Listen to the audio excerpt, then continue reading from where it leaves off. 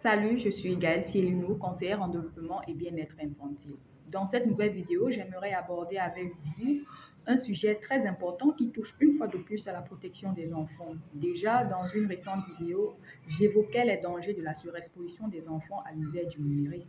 Aujourd'hui, il s'agit de décrier, d'alerter sur un phénomène beaucoup plus grave. Il est peut-être assez récent, mais il prend au jour d'aujourd'hui des proportions inquiétantes. C'est le cas d'ailleurs de le dire ici pour le dénoncer. Il s'agit de la médiatisation des enfants sur les réseaux sociaux par certains parents.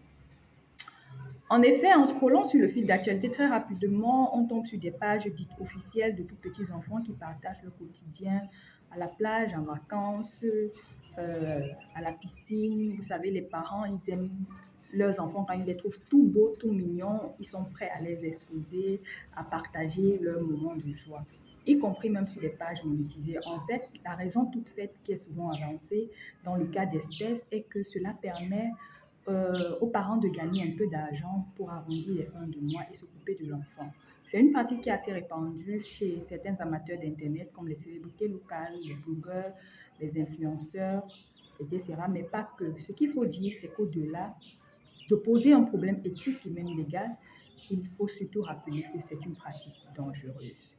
Car ce qu'on sait moins en revanche, c'est que ces images et vidéos se retrouvent pour la plupart sur des sites à caractère pédopornographique.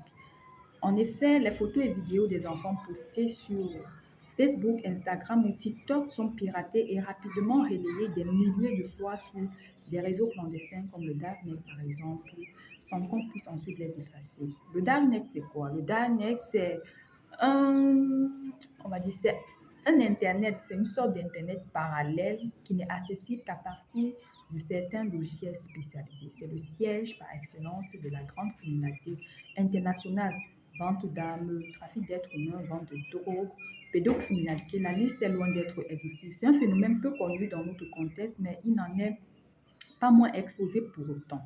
Les enfants en petite tenue, dénudés en maillot de bain, juste corps, avec des vêtements trop moulants, sont de la matière première pour ces fourras de perversion.